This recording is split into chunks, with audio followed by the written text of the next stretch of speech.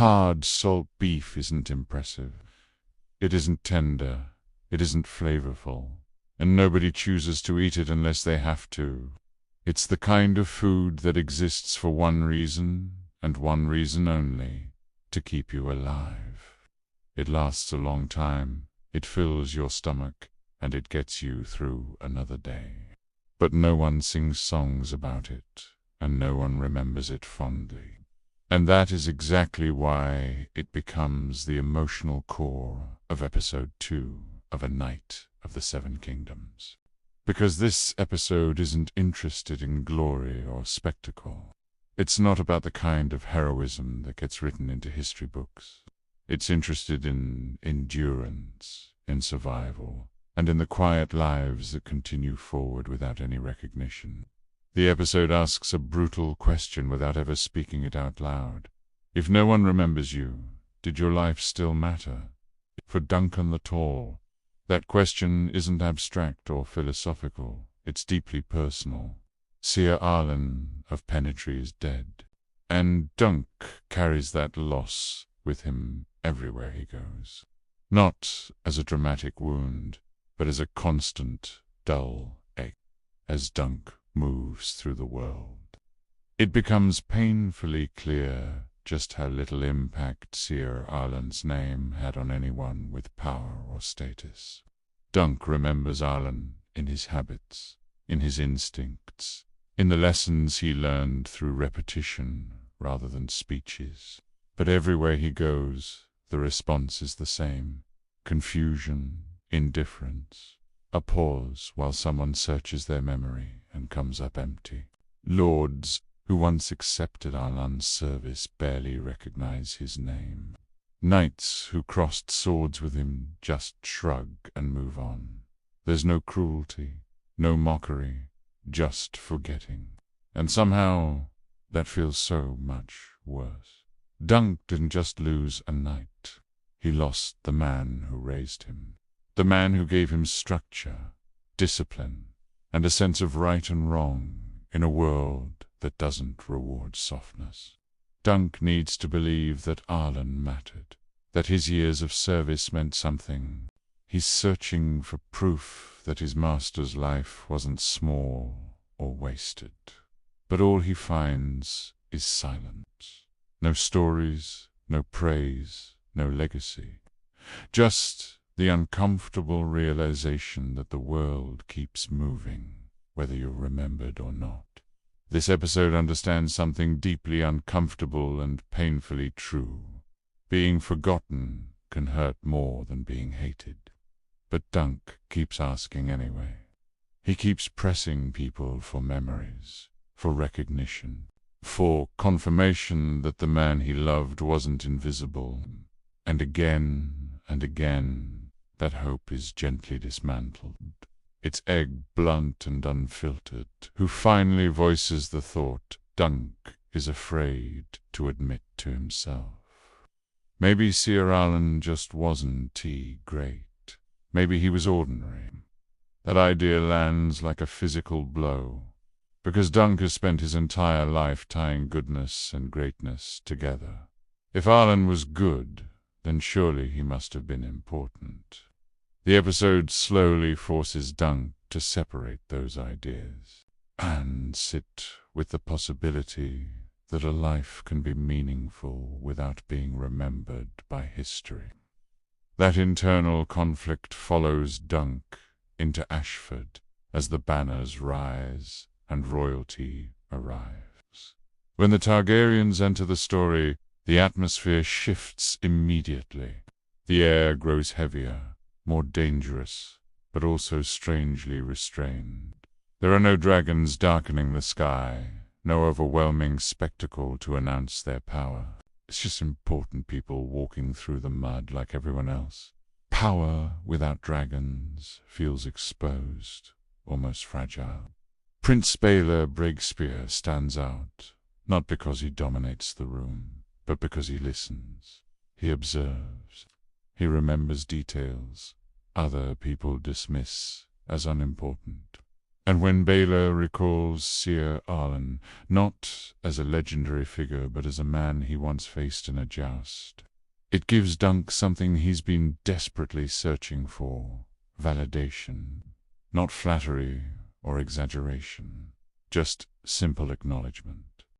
Proof that Arlen wasn't invisible, that his decency left a mark, even if it didn't echo through history. Of course, not all power looks like Bella's. His brother, Prince Mecca, represents a harsher philosophy of knighthood, one rooted in strength, discipline, and intolerance for weakness. His worldview leaves no room for softness or failure. Then there's Aerion, whose cruelty is casual and unrestrained. He treats those beneath him as toys or obstacles. Be a living reminder that noble birth has nothing to do with noble character. Dunk has no instinct for dealing with people like this. He doesn't understand courtly language or veiled threats. He speaks plainly, honestly, and often at the worst possible moment. That honesty repeatedly puts him in danger, but it also earns him something unexpected: respect. His interaction with the King's Guard reinforces this. These men are legends wrapped in white armor, symbols of perfection and honor. Yet they are casual, human, and deeply ordinary. They joke, they complain, they talk about mundane things, and in doing so, they reveal an important truth. No matter how high someone rises, they never stop being a person. For Dunk, this moment plants a dangerous idea. Maybe birth isn't everything. Maybe someone like him could rise, not through bloodline, but through persistence and character. That fragile hope carries him deeper into the tournament, where reality quickly asserts itself. Dunk watches experienced knights move with precision and confidence. He sees how easily they recover from mistakes, how naturally they wear their armor and sit their horses, and he realizes just how unprepared he is. Strength alone isn't enough.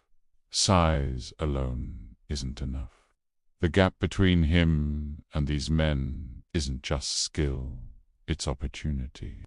The episode quietly weaves memories of Arlen into these moments, not through grand speeches, but through small, practical teachings.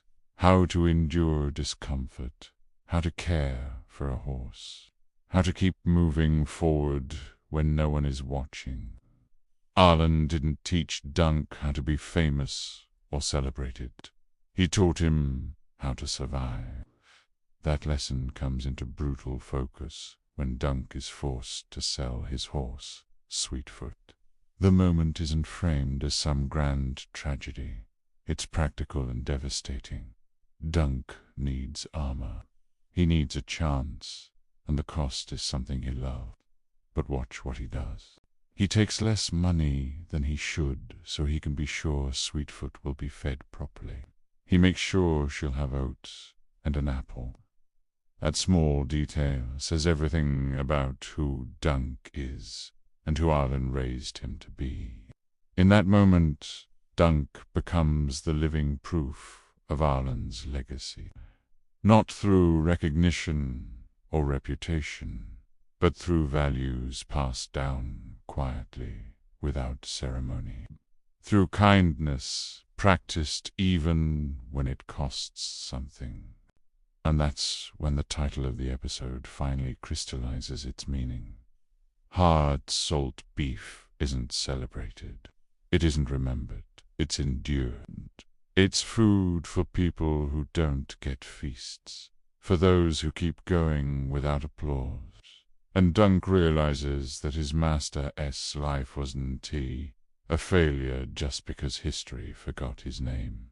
Sir Arlen raised him, and Dunk is good. As the tournament approaches, Dunk's motivation changes.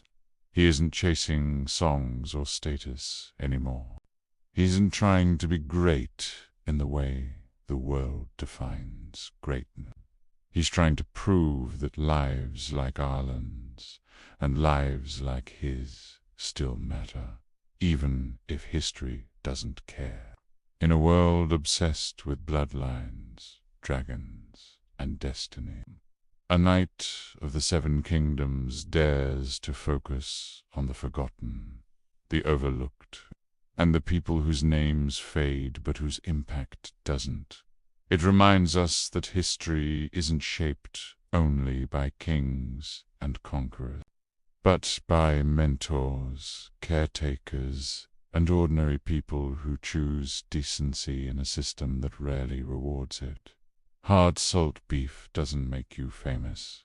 It doesn't earn you songs or statues, but it keeps you alive. And sometimes, surviving long enough to pass something good on to someone else is the greatest legacy a person can leave behind. Thanks for watching. If you enjoyed this breakdown, be sure to like and subscribe for more deep dives into the stories we love.